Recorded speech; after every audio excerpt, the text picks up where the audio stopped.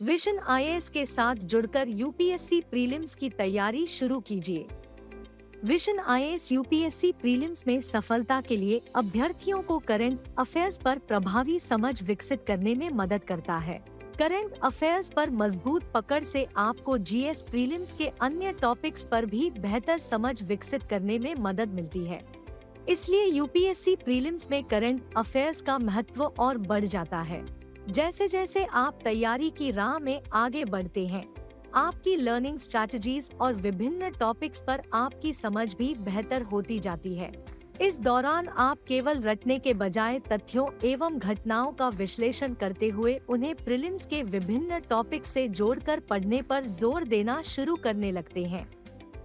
UPSC की तैयारी के दौरान प्रीलिम्स एग्जाम में बेहतर प्रदर्शन करने के लिए बार बार रिवीजन करना एवं इंफॉर्मेशन को याद रखना बेहद महत्वपूर्ण हो जाता है। प्रीलिम्स 2024 के लिए एक साल के करंट अफेयर्स को 60 घंटों में रिवाइज करने, विश्लेषण करने एवं उस पर प्रभावी समझ विकसित करने के लिए हमने PT 365 प्रोग्राम शुरू किया है। इस प्रोग्राम से आपको प्रीलिम्स की बेहतर ढंग से तैयारी हेतु एक इंटीग्रेटेड अप्रोच एवं लर्निंग आउटकम्स को हासिल करने में मदद मिलेगी। इनोवेटिव और सुनियोजित अप्रोच के साथ डिजाइन किया गया PT 365 प्रोग्राम आपकी तैयारी को कई तरह से आसान बना देता है, जैसे करंट अफेयर्स की कॉम्प्रिहेंसिव कक्षाओं में जीएस प्रीलिम्स के नजरिए से महत्वपूर्ण टॉपिक्स और विषय पर जोर दिया जाता है। स्मार्ट तरीके से रिवीजन के लिए हाई क्वालिटी एवं सुनियोजित रूप से डिजाइन किया गया PT 365 मटेरियल उपलब्ध कराया जाता है। अभ्यर्थियों की समझ का आकलन और उसे बेहतर करने के लिए हर सेक्शन के अंत में स्मार्ट क्विज को शामिल किया जाता है। PT 365 प्रोग्राम आपकी रिवीजन स्ट्रैटेजीज एवं याद रखने की क्षमता को बढ़ाता है। हमने इस प्रोग्राम को इस तरह से डिजाइन किया है कि आप तथ्यों को लंबे समय तक याद रख सकें और उन्हें रिकॉल कर सकें, क्योंकि यह सब यूपीएससी प्रीलिम्स के विशाल सिलेबस को प्रभावी ढंग से समझने एवं तैयार करने के लिए बहुत जरूरी होता है। PT 365 प्रोग्राम के तहत 1-to-1 mentorship, unit preparation plan और आवश्यकतानुसार मार्गदर्शन की सुविधा उपलब्ध कराई जाती है। इससे अभ्यर्थियों को प्रीलिम से संबंधित तनाव एवं चिंता को दूर करने में मदद मिलती है, जिससे एग्जाम में उनका परफॉर्मेंस बेहतर हो जाता है। PT 365 प्रोग्राम से जुड़कर अपनी सफलता की राह में मजबूती के साथ आगे बढ़िए और अधिक जानकारी या रजिस्ट्रेशन के लिए हमारी वेबसाइट विजिट कीजिए। किसी भी अन्य प्रकार की जानकारी के लिए हमें कॉल कीजिए या हमें मेल कीजिए enquiry@visionis.in। हमारे साथ यूपीएससी में सफलता की राह पर आगे बढ़े। कैबिनेट कमिटीज आज हम देखेंगे। इसमें मंत्रिमंडलीय समिति और संसदीय समिति, बड़ा कंफ्यूज होते होंगे आप, है ना? तो अब इससे ध्यान रखिए। देखिए, मंत्रिमंडल है, पहले तो मंत्रिपरिषद आप समझते हैं, हम बता चुके हैं, है ना? मैक्सिमम 15% हो सकता है, आपको पता है, तो वो 75-80 लोग हो जाते हैं। तो मंत्रिपरिषद को इतना लोग को बैठा के और डिस्कस नहीं कर सकते हैं माननीय प्रधानमंत्री जी। तो क्या होता है कि भाई मंत्रिमंडल जो 15-20 लोग होता है उसको डिसाइड करता है। लेकिन प्रैक्टिकली ये होता है कि अगर 15-20 लोग भी बहुत होता है। अब मान लो रेल मंत्री है, वो रेल मंत्री हैं, वो कोयला के संबंध में क्या मीटिंग में आएंगे, विद्युत के संबंध में मीटिंग में क्यों आएंगे, बिजी भी हैं। तो हर चीज के लिए, बहुत सारी चीजों के लिए मंत्रिमंडलीय समिति बना दी गई है, 2-3 लोग होते हैं उसमें। और जो उस दिन पूछ रहे थे किचन कैबिनेट या सुपर कैबिनेट, कोई पूछ रहा था, है ना, उसी संदर्भ में ये आ जाता है। ये संविधान में कहीं लिखा हुआ नहीं है, ठीक है।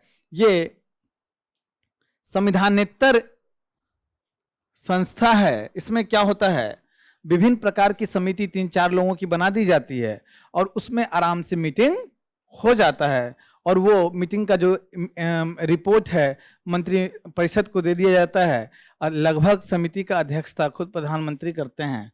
तो मंत्री परिषद उस रिपोर्ट को देख के उसको ना बोलेगी, बाध्यकारी नहीं है उनको, लेकिन बोला हाँ प्रधानमंत्री जी और गृह मंत्री रक्षा मंत्री हैं उसमें सदस्य, क्या कर पाएगा। तो मंत्रिमंडलीय समिति डिसाइड करती है। इसको भारत सरकार आवंटन नियम 1961 में इसका उल्लेख किया गया था। ये अस्थाई प्रकृति और तदर्थ प्रकृति दोनों प्रकार की होती है।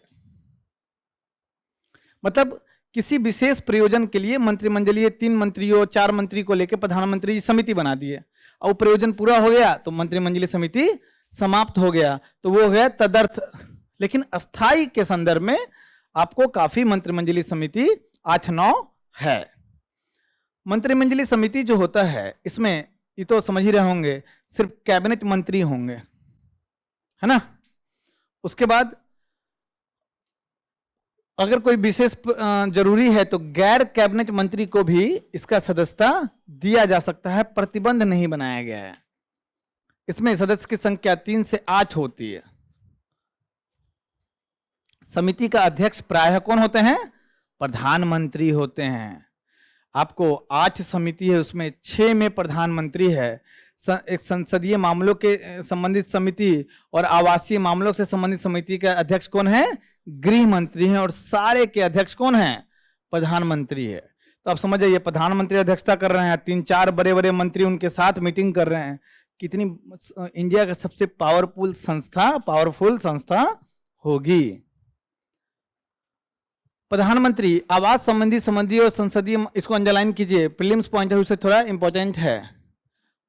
मंत्रिमंडलीय समिति को छोड़कर अन्य 6 समितियों की सदस्य तालिका का हिस्सा होता है, क्योंकि अगर इसका भी सदस्य होगा प्रधानमंत्री, आवास का आवंटन में किस मंत्री को कौन सा आवास मिलना चाहिए, एक तो उतना टाइम नहीं है, और अगर सदस्य होगा तो अध्यक्ष बनना ही पड़ेगा, प्रधानमंत्री का पोस्ट सबसे ऊपर, तो इसलिए गृह मंत्री को यह काम दे दिया गया। मंत्रिमंडलीय समिति का काम क्या है, जो महत्वपूर्ण मुद्दा है, कैबिनेट का प्रस्ताव है, सब पे विचार करना, नीतिगत मामलों पे गहराई से देखना और मंत्रिमंडल को या मंत्रिपरिषद को देना, वो पुनः समीक्षा करेगी। जो डिसीजन मेकिंग बॉडी है एक्चुअल, वो 3-4 लोग 5 लोग में सीमित कर दिया गया। कौन कौन सा महत्वपूर्ण मंत्रिमंडल समिति है, राजनीतिक मामलों की मंत्रिमंडल समिति, मतलब राष्ट्रीय और अंतर्राष्ट्रीय राजनीतिक मामले का विवाद को कैसे जो समाधान किया जाए, इसका अध्यक्ष प्रधानमंत्री होता है। आर्थिक मामलों का मंत्रिमंडलीय समिति, इसमें भी अध्यक्ष प्रधानमंत्री, है ना। आर्थिक, देश की अर्थव्यवस्था कैसे बढ़े, बजट में क्या आगे रखें, प्रधानमंत्री की अध्यक्षता होती है। मंत्रिमंडल की नियुक्ति समिति, बड़े बड़े पोस्ट पे किसको नियुक्त करें, है ना। सुरक्षा संबंधी समिति, आंतरिक और बाह्य सुरक्षा के संबंध में समिति होता है। संसदीय मामलों, इसमें प्रधानमंत्री नहीं होते हैं, आवास में प्रधानमंत्री नहीं होते, बस आप उसको रीडिंग देते जाइए। अभी पुनर्गठन हुआ है 2019 में, इसमें 2 और नए क्या बना दिए गए, मंत्रिमंडलीय समिति बनाए गए। ये अपने हाथ का गेम है, संविधान में कहीं उल्लेख नहीं है कि 5 ही होगा, 6 होगा, 8 होगा। मेरी बात समझ पा रहे हैं।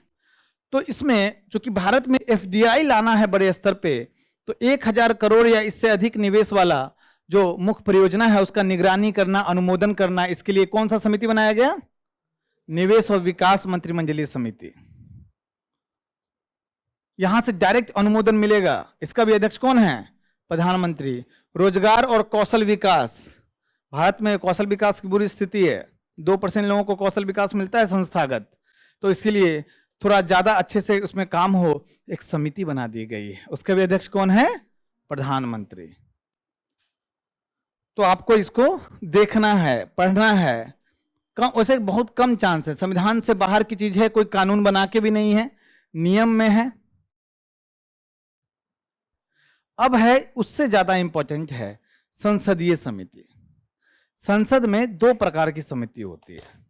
अस्थाई समिति, जिसको स्टैंडिंग कमिटी बोलते हैं, खड़ा होगा मेरी तरह हमेशा 3 घंटा से, है ना। और दूसरा होगा तदर्थ समिति, एडहॉक कमिटी। ठीक है। पहले अस्थाई समिति क्यों होता है? जो तदर्थ समिति कोई विशेष मामला है जिसमें विपक्षी दल बोल रहा है कि नहीं नहीं संसद जांच करेगी, उसके लिए जेपीसी, ज्वाइंट पार्लियामेंट्री कमिटी बनाइए, तो लोकसभा से कुछ लोग नियुक्त किए जाएंगे, कुछ सभा राज्यसभा से, और उसके बाद वो जांच करेगा। जैसे 2G मामला में विवाद हुआ था, सत्यम स्कैम में हुआ था। और तदर्थ समिति में यह भी हो सकता है एडहॉक कमिटी में कि भाई लोकसभा का ही कोई एडहॉक कमिटी बना दे जांचने के लिए, या फिर राज्यसभा का ही बना दे। तो वो उसमें कुछ निर्धारित नहीं है, कितने मेंबर होंगे, क्या होंगे, कोई निर्धारित नहीं। स्टैंडिंग कमिटी है वो 3 प्रकार के होते हैं। एक तो वित्तीय स्थायी समिति, संसदीय समिति की बोल रहे हैं, संसद के अंदर समिति बनती है। क्यों? संसद में 500 लोग हैं, कैसे भाई बिल को पास करेंगे, कैसे क्या चेक करेंगे? उसमें भी आपको बता चुके हैं कि अधिकतर तो अपराधी प्रवृत्ति के हैं, कम पढ़े लिखे हैं। अगर खूब पढ़े लिखे भी हों तो इतना वाद विवाद हो जाएगा, कैसे काम चलेगा? तो भाई 10-15 लोग के बीच में वो चीज निर्धारित हो जाए।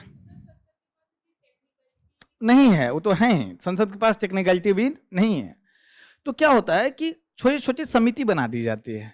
अब कोई बिल है तो पूरा संसद बाद में देखेगा, पहले समिति देख ले, उसमें रिकमेंडेशन दे दे, और उसके बाद क्या होगा कि संसद के समक्ष प्रस्तुत रिपोर्ट हुआ, जो रिपोर्ट है प्रस्तुत हुआ, उस संसद आराम से उस पर डिस्कस कर ले। मेरी बात समझ पा रहे हैं? प्रैक्टिकल अप्रोच के लिए संसदीय समिति बनाई गई है, और एक्चुअल मामले में यही सबसे इंपॉर्टेंट है। संसद का पार्ट यही सरकार का उत्तरदायित्व सुनिश्चित करता है। ठीक है। तो संसदीय समिति में आपका ये सब वही बात है जो कार्य मैंने आपको बताया है। वित्तीय समिति, ये लिखिए, वेरी इंपॉर्टेंट। प्रीलिम्स में सवाल वित्तीय समिति से बहुत पूछता है। एक है पैक, पब्लिक अकाउंट कमिटी, लोक लेखा समिति। दूसरा क्या है? प्राकलन समिति, एस्टिमेट कमिटी बोलते हैं। और तीसरा क्या है? सरकारी उपक्रम से संबंधित, है ना। तो जो PSU होते हैं उससे संबंधित है। लोक लेखा समिति सबसे इंपॉर्टेंट। इसमें यह भी पूछ सकता है कि कितने सदस्य होते हैं? कितने होते हैं? 22, 15 लोकसभा और 7 राज्यसभा से। इंपॉर्टेंट बात यह है कि तीनों कमिटी में मंत्रिपरिषद का कोई सदस्य नहीं होगा, क्योंकि उन्हीं का उत्तरदायित्व, उन्हीं का रिपोर्ट, उन्हीं का आकलन करना है। वही अगर वही बैठे होंगे और समिति में, कॉन्फ्लिक्ट ऑफ इंटरेस्ट हो जाएगा। तीनों का कार्यकाल 1 वर्ष। मजेदार बात यह भी है कि जिस पार्टी को जितना प्रतिशत ये मिल रहता है सीट, उसी अनुपात में उनको कमिटी में स्थान मिलता है।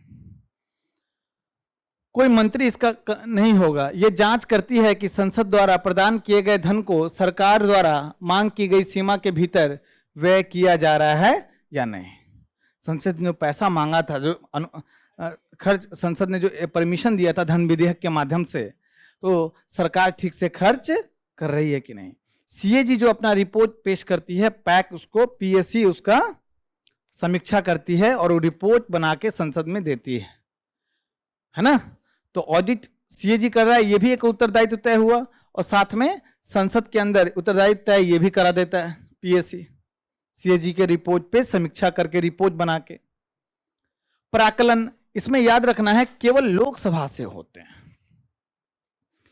30 सदस्य सबसे बड़ी कमेटी है ये, प्राक्कलन समिति। कोई मंत्री इसका सदस्य नहीं हो सकता है। किस लिए है कि जो संबंधित नीतियों के संबंध में जो प्राक्कलन, जो एस्टिमेट किया जाता है इतना खर्च होगा, आकलन किया जाता है, उस संबंध में ये समीक्षा करती है। क्योंकि ये जो और सबसे प्रीलिम्स में पूछ सकता है कि इसमें राज्यसभा से कितना है, एक भी नहीं, सिर्फ लोकसभा से। यहीं से पूछेगा, इससे बाहर नहीं पूछेगा, अंदर डिटेलिंग नहीं पूछेगा। सरकारी उपक्रम से संबंधित 22 लोकसभा राज्यसभा दोनों जगह से है। इसमें सरकारी उपक्रम जो है ONGC है ना, आपका BHEL है, वहाँ ऑयल इंडिया लिमिटेड है। तो इस सब कंपनी का ये देती है। जो महारत्न कंपनी हो, नवरत्न हो, फेल्ड कंपनी हो, सरकारी कंपनी होना चाहिए। अब है विभागीय स्थायी समितियां, DRSC। बहुत सारे विभाग जो हैं सरकार के, उससे संबंधित जो संसद में कमेटी बना दी गई है। मान लो वित्त से संबंधित विभाग से संबंधित संसद में समिति बना दी गई है। इसमें 31, हर एक विभागीय समिति में 31 सदस्य होते हैं और अभी 24 विभागीय समिति हैं। इसका क्या मतलब हुआ? देखो, कार्यपालिका में अलग अलग बहुत सारे मंत्रालय हैं, खूब सारे विभाग हैं। जो महत्वपूर्ण विभाग है, जैसे वित्त से संबंधित कोई विभाग होगा, है ना, मान लो कि रक्षा विभाग होगा, है ना, परमाणु विभाग होगा, सबसे संबंधित क्या कर दिया गया, संसद के अंदर संसद के सदस्यों के बीच से सब कमेटी बना दी गई। अब वो विभाग जो बजट पेश करेगा, तो पूरा सदन अगर निर्धारित करने लगे कि भाई रक्षा विभाग का ये होना चाहिए, तो कोई पार्टी कुछ बोल रहा है, कोई पार्टी कुछ बोल रहा है, बड़ा दिक्कत हो जाएगा। तो रक्षा विभाग वाला किस कमेटी के पास आ जाएगा? रक्षा विभाग का स्टैंडिंग कमेटी के पास। वो उसमें जांच करेगा, वो उसमें रिपोर्ट बना के सदन को वापस देगा। ये अनुदान की मांग पे विचार करता है। जो धन विधेयक था, विधेयकों का परीक्षण, अब मान लो कि रक्षा विभाग कोई विधेयक ला रहा है, कोई कानून ला रहा है, गृह विभाग कोई कानून ला रहा है, तो उसका कानून को कौन समीक्षा करेगा? गृह विभाग से संबंधित क्या, स्टैंडिंग कमेटी। तो अभी कितने हैं स्टैंडिंग कमेटी? 24। ठीक है, एक बार और पढ़ लीजिएगा, ज्यादा समझ में आएगा।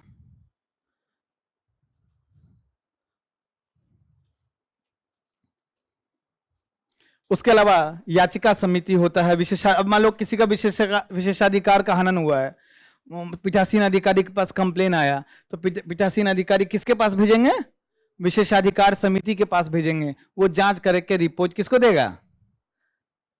ये पीठासीन अधिकारी को। उसी अनुसार निर्णय लिया जाएगा। तो चूंकि अभी वो वाला केस हुआ है, तो विशेषाधिकार समिति और आचार समिति, ये दोनों आपको ध्यान रखना है। अभी कदाचार के मामले में, भ्रष्टाचार के मामले में उनको TMC के जो लीडर है उनको निकाला गया लोकसभा से, है ना, तो नाम नहीं बोलना है।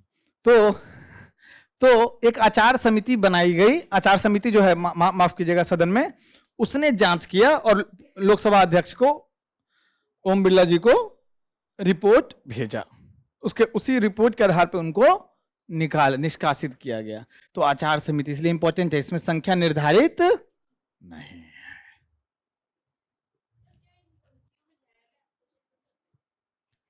नहीं, न्यायालय इनमें नहीं कर सकता है सामान्यतः, लेकिन न्यायालय विभिन्न केस में क्या हुआ है कि बोला प्रक्रिया गड़बड़ है, ये गड़बड़ है, तो हम हस्तक्षेप कर सकते हैं, लेकिन इन जनरल नहीं कर सकता है। फिर सरकारी आश्वासन से संबंधित है, अधीनस्थ विधान, बहुत सारी समिति है, वो हर चीज नहीं पढ़ा सकते हैं, है ना, पूरा लक्ष्मीकांत हो जाएगा। अधीनस्थ विधान का मतलब क्या है? बड़ा इंपॉर्टेंट है प्रीलिम्स के पॉइंट ऑफ व्यू से। जो इंपॉर्टेंट है उसी को पढ़ा रहा हूं। देखो, कानून बनता है तो कानून का, जैसे कि RTI एक्ट बना 2005, उसमें फाइन डिटेलिंग कैसे लागू होगा, फाइन डिटेलिंग नहीं होता है। नहीं तो वो 1000 पेज 5000 पेज का कानून हो जाएगा। क्या होता है कि मोटा मोटी चीज बना देता है संसद, उसके बाद उसी कानून में लिख देता है कि जो कार्यपालिका है उस पर नियम बना के इसको लागू कर सकते हैं। इसलिए ध्यान देते हो कि हर कानून में नियम, विनियमन, अधिसूचना जारी होता है। कौन करती है? कार्यपालिका।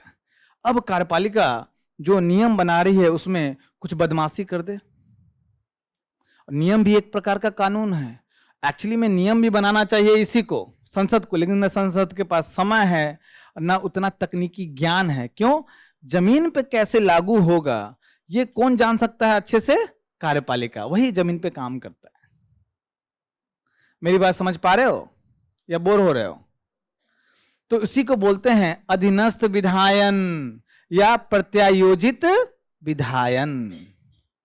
अब वो कार्यपालिका प्रत्यायोजित या अधीनस्थ विधान, जिसको नियम बोलते हैं, अधिसूचना बोलते हैं, जिसको विनियमन बोलते हैं, वो सब बना दिया है और उसमें कुछ कानून के खिलाफ चला गया बात, अपने मन से कुछ एक्स्ट्रा चीज जोड़ दिया, कानून ही जोड़ दिया। तो उसके संबंध में समिति होती है, ये समिति जांच करेगी कि भैया ठीक ठाक से उपयोग हो रहा है ना कानून, या गड़बड़ कर रहे हो। क्योंकि प्रत्यायोजित कर देती है, उसको दे देती है कार्यपालिका को, आगे तुम करो, हम कानून बना दिए, तुम नियम बनाओ, उपनियम बनाओ, तुम विनियमन बनाओ।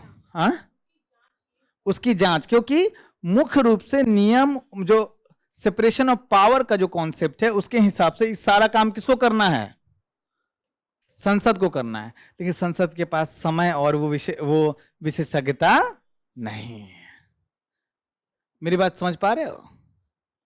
संसद ने कानून बना दिया कि भैया अगर बिहार में बाढ़ आएगा, मान लो, तो 100 नाव आ जाना चाहिए बाढ़ में।